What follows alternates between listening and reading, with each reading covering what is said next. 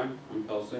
I'm going to be talking about the Fibonacci sequence and the golden ratio and how it relates to things like the Parthenon. I'll get back to the Parthenon in a few minutes, but first I'm going to define the golden ratio and the Fibonacci sequence and kind of where they come from. So here, if you have a line segment and it's divided into two pieces, and the large segment is to the small segment as the whole segment is to the large segment, that is the ratio. That's all right. The ratio, or the equations are a little off, but that's the numerical value of it, about 1.62. They get 1 plus the square root of 5 over 2 from some calculations and patterns and stuff like that. But here's the Fibonacci sequence. Sometimes it starts with 0, just depending on the use. And then here's the pattern. The next number, which that equation is supposed to say, is that the past two numbers added together is the next number. And here is what you get when you arrange those numbers into a rectangle. You kind of get this spiral, and if you notice 34 divided by 21, the side lengths is about 1.62. So that's how the Fibonacci sequence and the golden ratio are related. And then here's the spiral drawn in just by connecting the diagonals of each square. This has uses in art and architecture, and it shows up in nature, and I'll get to the examples in a little bit, but just be aware that there's a spiral. And then here is the triangle. It's similar to the rectangle in that they get it from patterns that they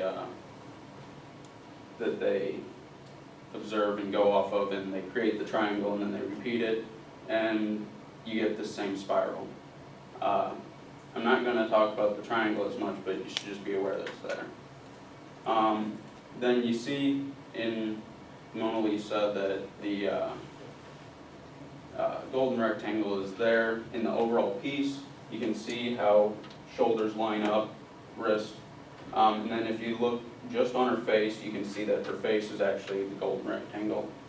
This is a piece I found online that you can actually purchase. It actually has the spiral in it. It's showing how the spiral relates. Yeah, you can purchase this online, and I just thought it was interesting because it showed extremely well how that comes into play. And this is where we get back to the Parthenon. You can notice now that it fits nicely into the golden rectangle, and even if you look down from the top, the floor plan of this is actually a golden rectangle too. Then here's another example in France. You can see that this one isn't so much the shape of a golden rectangle, but it goes back to that ratio. The segments, it focuses on the relations between sections of the building. Here's two different pictures just showing the different segments. Here's a hotel in North Korea.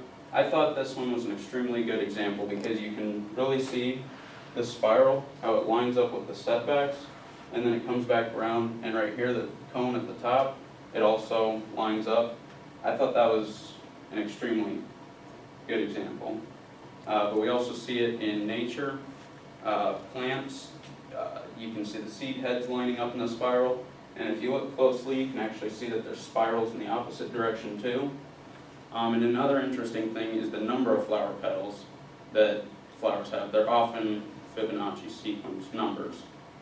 And then we obviously see the spiral in snail shells, but we also see it in larger animals like dolphins, and even small things like insects, like bees and ants, the sections of their body.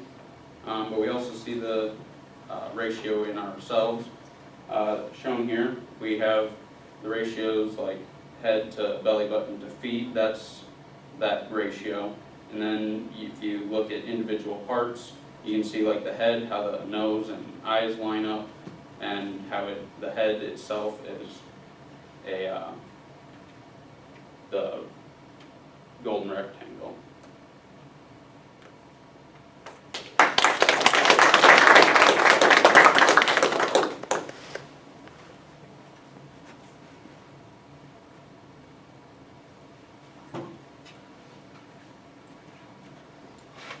Yeah, no. I like how you kind of built upon the, fundamentals of the sequence, how you explained it first. It was a lot clearer being delivered that way.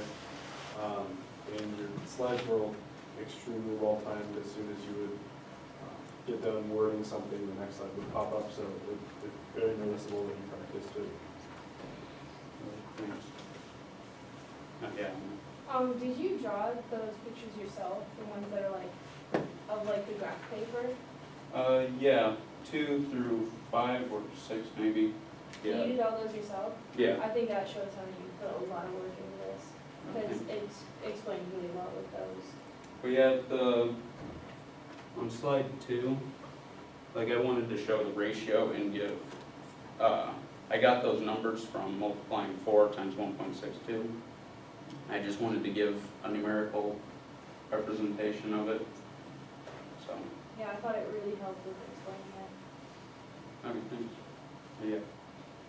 Maybe next time, try to make it so that you're not like talking about the slides as when they pop up maybe a little before. That way it seems like you're more in control of the slides and the slides aren't controlling you. Okay.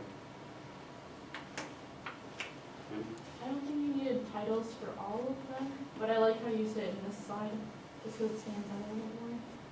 Actually, the titles are a problem, I think, throughout. They don't make it any better. You don't have any information there in the title that people need.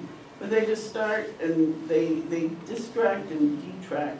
They distract because people read them, they expect, instead of listening to you.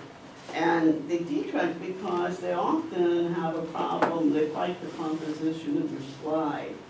And so, as I've been saying, I think just basically, there's no reason to have titles in the Pecha Kucha.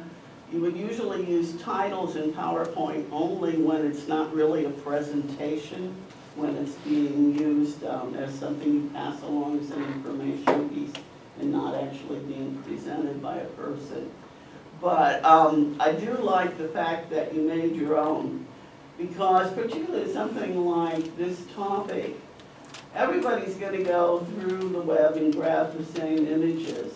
And when you make your own, it brings the